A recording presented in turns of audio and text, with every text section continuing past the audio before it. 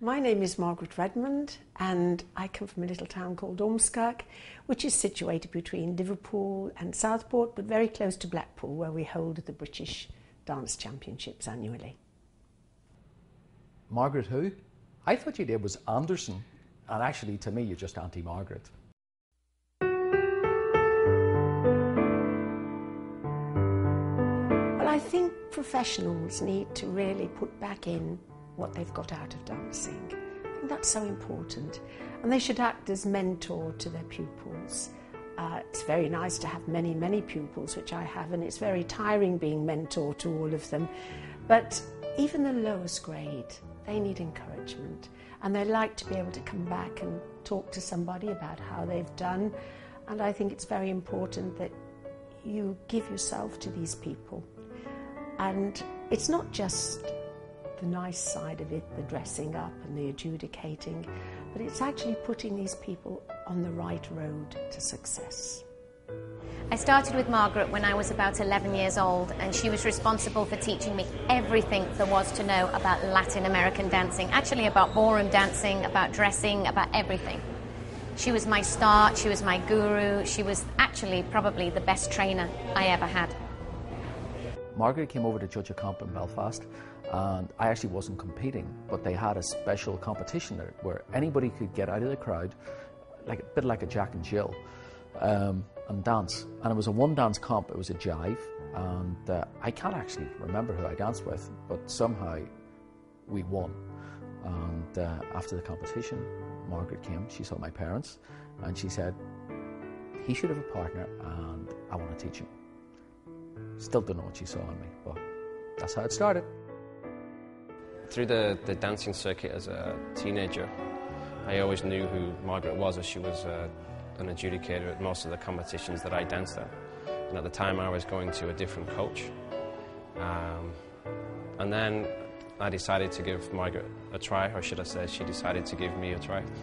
Her dance studios, Crown Dance Studios, was just down the road from school, and I can remember running out at lunchtime, sneaking out at lunchtime just to be around her. You know, walking up those stairs into the dance studio and feeling alive. I was very, very small for my age, so she didn't really pick on that. I had a lot of coaches trying to get me to stand up all the time, and it made me feel pretty small, but Margaret she was just be herself, you know, and I just took that adolescence with her. She made me feel very comfortable.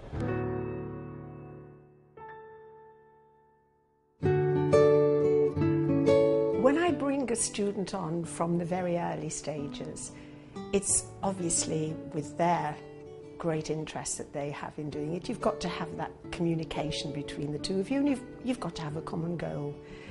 And I try very much to be able to, I do push them a little, and if they respond, then you push them a little bit more, and so on. And once they start getting the results, they want more and more and more. So I find it very rewarding if you have that communication with somebody, or a couple as such, then it is very, very rewarding, and you want to see them there. You want to see them in the bright lights with the good results. She made me really think about what I was trying to do, why I was trying to do it, and what is it really all about. She was like my second mother, only I listened to her a little bit more than my first mother. How could you not listen to somebody like her? Whatever she says, I just did, most of the time. Margaret not only had her qualities of being a fantastic teacher, she also had her qualities of teaching you how to love each individual person, to care about people.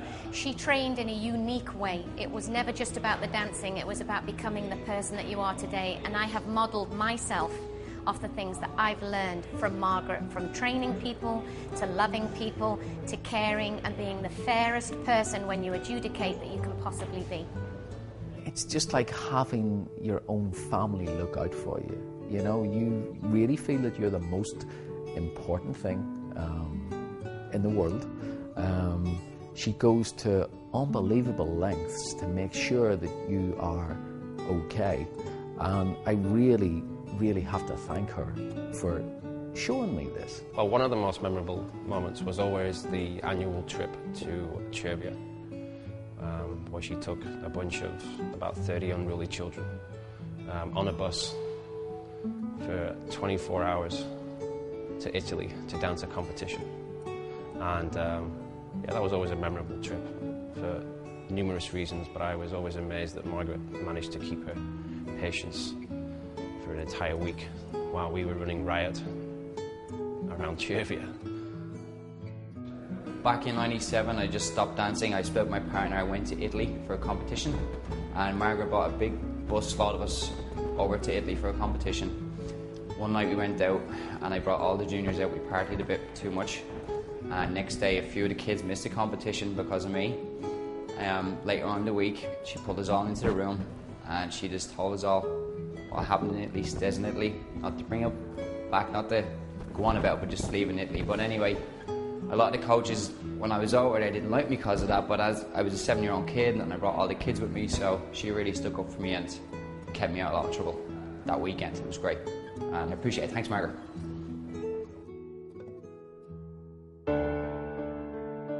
One thing I would leave you with: you're never too old to dance. You grow old when you give up dancing. So Margaret, congratulations on receiving the Lifetime Achievement Award. You've been a great influence on a lot of people in this world, I'm sure, and I'm sure they'd all like to say thank you. And you more than deserve it. Thanks. I'm very honoured that I was asked to contribute to this interview, and it's long overdue. And maybe we should send a copy to the Queen so you'll make the honours list, so instead of calling you Margaret, I can call you Dame Margaret. Thank you. Margaret, congratulations on your Lifetime Achievement Award. I love you with all my heart, and I'm so excited for you to receive this award. Congratulations, and keep going. Oh, and I love you, Auntie Margaret. Auntie Margaret, congratulations. I'm going to have a drink for you. I know that you know that I've had one before, but this really, really is very special.